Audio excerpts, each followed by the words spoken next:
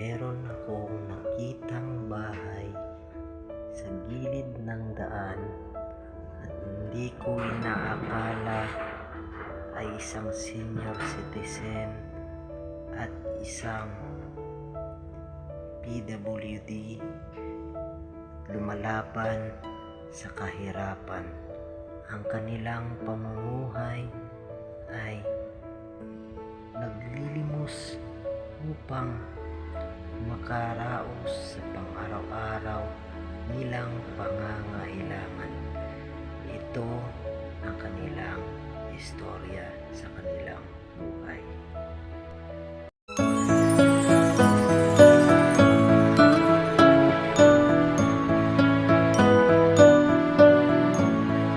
Magandang umaga mga kababayan. So nandito tayo ngayon sa National Highway ng Pulumulok, boundary po ng Jensan, no. Yan, meron akong napansin mga kababayan nung hinatid ko si Tito G doon sa Jensan.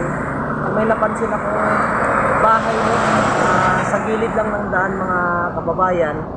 So hindi na natin patatagalin mga kababayan, no. Alamin natin ang kanilang istorya at ang kanilang buhay, ano yung sitwasyon.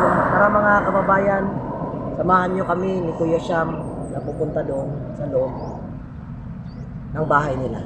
Tara mga kababayan. So ayan na mga kababayan, napansin ko po yan no mga kababayan, no. Nung mga kababayan, dahil galing po ako mga kababayan, doon po mga kababayan, doon po yung Jensan. So may huminto pong pasahero dito. Napansin ko po sila no mga kababayan, itong bahay ito. So pasukin natin, no. Good morning. Ayan. Pasok kami ha. Ayan. So ayan po no mga kababayan. Ano pangalan mo, tay? Ricardo Sanchez. Ha? Ricardo Sanchez. Ricardo Sanchez. Yan si Tatay Ricardo, no? At saka ikaw? Kuan man ko kanang Jilin man ko. Jilin ka. Padilla. Jilin Padilla. Ayan no mga kababayan. Ay napansin ko po kasi mga kababayan, no, sa gilid lang sila ng daan na nakatira. Hindi naman natin alam mga kababayan. Siyempre mahirap din, no. Hindi natin alam, hindi natin hawak yung buhay natin. Baka anong mangyari sa kanila. Sobrang lapit lang talaga, no. Ilang taon ka na, tay? Ano ko? 78 na ko. 78 ka na. Lagsik pa. Ikaw, ate? Ano man ko? 45 pa na siya. 45 ako. Tagal na kayong mag-asawa? Buhay pa. May pala si ate. Yung kamay ni ate. Polio? Polio yan? Ginagdagan ko sa kuhinaan sa Kanya may patol pa. Huwag mo magkilig-kilig siya. Pag hindi makakain. Oo. So ayan no mga kababayan. So nagkape na kayo? Wala ko pinagkaroon ng kape. Kanin ko lang. Kanin na, diretso na kain. Oo. Wala nang kape. Oo. Ayan no mga kababayan, ito yung bahay nila. Yan. Pinagtagpi lang yung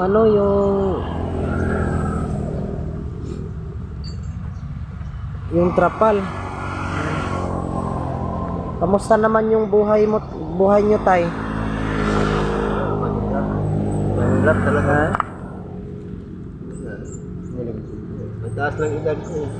Yung trabaho nyo, tay? Nakakita. Daking na konti. Siya po, 20 po. Nalilimos. Oo, nabili. So, sa totoo lang talaga no mga kababayan, minsan napapansin ko sila mga kababayan no doon sa palengke, sa public market ng Pulumulok. So mga kababayan, si tatay ay nagigitara talaga ito, no? Kasi ate, doon yan, malapit sa may prutas, doon naglilimos, no? So, yun na lang yung paraan nila para makakain sila. Magkano yung maipon nyo, tay? Halimbawa sa isang araw. Sa kanya, 150. Sa'yo, Sa akin, 200. Kada araw. kada araw yan. Masakit ang tuhod ko, hindi ka maka... Tapos kuhanan pa ng pamasahe. Kuhaan pa na Panta. Hindi man doon. Hindi ko kasi kalain mga kababayan, no? Yung nadaanan ko lang dati, nabigyan ko ng pera, no? Sila pala yung nakatira dito. So, ilan yung anak mo, tay? Dalawang anak ko, walang trabaho. Wala din trabaho, extra lang. Parking boy lang sa diyan ka. Nagpa-parking. Trabaho, mas na nakakita. Trabaho. Parking boy lang. Hindi pa sila mag-uwi. Kaya, ang plite, ganun na kung plite. Hanggang sa diyan ka. Sino yung inaano nila doon? Sino yung tinutulugan nila, tinutuluyan nila doon? Nagkita lang ng mga... Dumadaan. Dandan Gilid. Gilid. Walang income. Maliit mo lang. Income nila. Igo lang sa kain. Hindi na makapiti. Grabe no mga kababayan. Alam na isang tupa na lang sila, no, para makakain lang talaga sila mga kababayan. Pangandan na... So ngayon, mabigas kayo ngayon. Bili man kami ng 1 kilo. 1 kilo? Tagahapon. Bibili kayo ng 1 kilo. Palikpot siya, palikpot ko. Bali 2 kilo. Limang ko mga iya. Ako jud balik ako Hindi maka-income ko. Maano na siya, day. Balik ang bugas, day. Wala mong gapon. Ay, sige lang. Balik lang ko ako. Balik ko kag imo. Sige, upo ako dito ha, para magkakaano tayo, magkakaintindihan tayo. Sakto lang ba kuya? So, pintuhan muna tayo saglit ha. Ngayon, ano ulam nyo ngayon?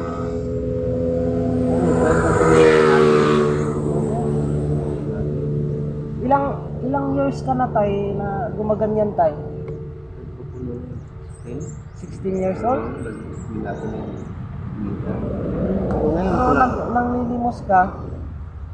Hindi mo din. Bahay-bahay mo. Ay, oo, tama nga pala kasi parang ano yan siya sa bahay namin mga kababayan, gitara yan siya natin. Ito yung ano niya mga kababayan. Ulak-ulak yan ni tatay.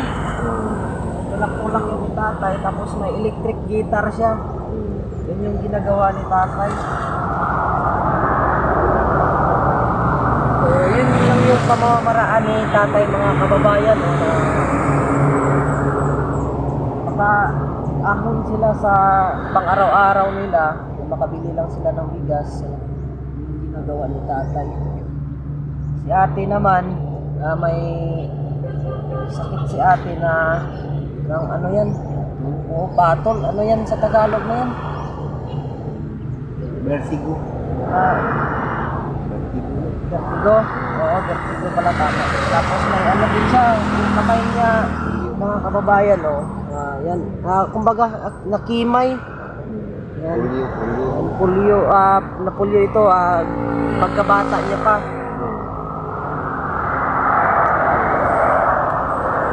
Ako makapagbaw ng pandemya.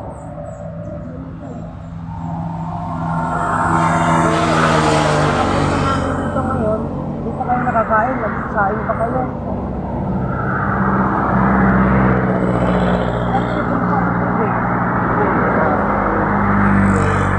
Yung ano doon, yung may butahan doon. Hingi lang kayo o nagbabayad lang kayo.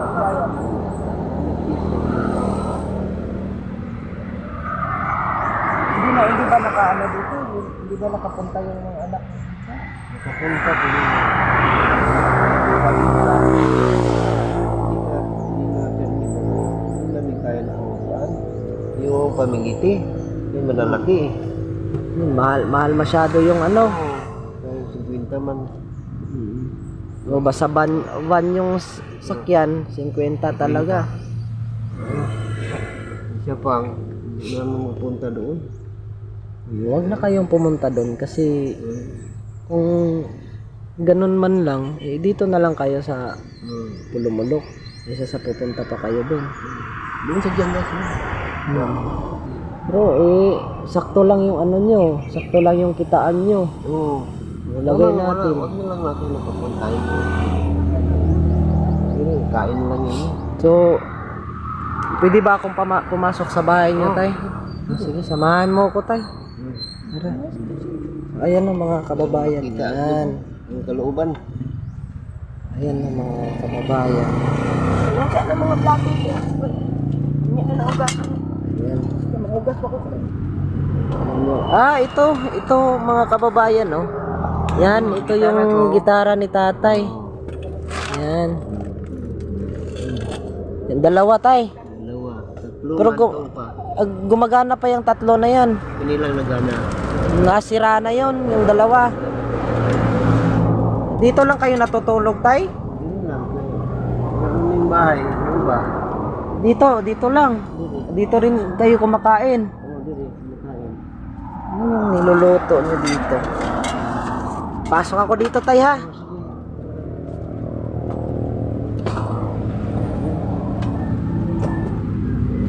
Ayan yung mga kababayan.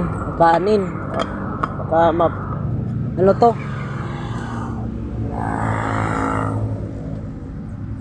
Baka maano tong ano. Hirap talaga. Hirap. Diyan ka na lang, Kuya Syam.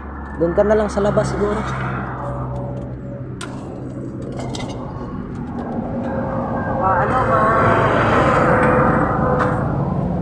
Kunin na natin ito kasi ano na, luto na.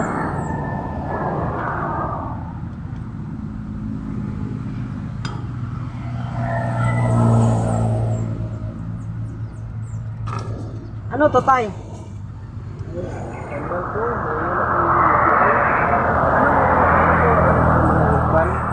Anong herbal to? Para saan yun? Sa UTI.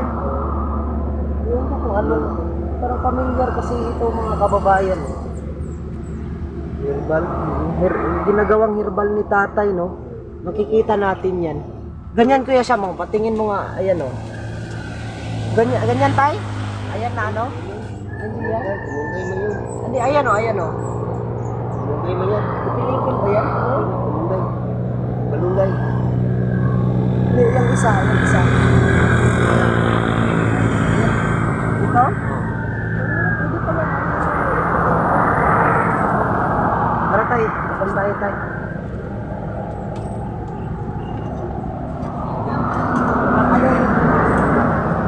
Pinggan. Baka yung saktong lutuan. May sakto ba kayong ano, mga damit nyo? Wala. Pag ano na lang natin, pagbalik na lang natin, Kuya Syam. May mga damit tayo doon. So, ganito tayo, may ano ako, may ibibigay ako sa inyo. Yeah. So, konting tulong na nga. At least makakaano sa pangalaman. Ito. Ilang butik na diba? Salamat. Tsaka, may maabot din ako kahit dito lang muna tayo, ha? Sige. Para may pang ulam lang kayo, ha? Para may bigas kayo. So, nagpapasalamat pala ako, no? Nagpapasalamat pala ako sa abot ng tulong kay Tita G. Yan, maraming salamat, Tita G, sa inyong kabaitan. Hindi na kami magtatagal tayo. Ha? Kasi alam ko naman magkarakit na naman kayo, pupunta na naman kayo doon. Salamat sa tulong. Ano, may pagtulong ko. Ako naka-dabis yun nga tulong ako ngayon sa inyo. Tukuran ng bahay. Gusto niyo ng may sarili kayong lupain at saka bahay. Hindi na kami doon. Kung kung gusto lang nila. Pero wala naman kayong sariling lupa tayo, no? Wala. Isang kung aral lang mga kuan kanang mga gamit, gusto ako na magpanday. Ayan, no, mga kababayan, ang pinapangarap ni tatay na makatayo ng sariling bahay, lupa ng sariling lupa, no? Pagluti lang. Gamay lang gud. So, ayan, no, mga kababayan, sa mga nais mag-abot ng tulong, kina tatay, yan, sa nais magbigay ng tulong, no?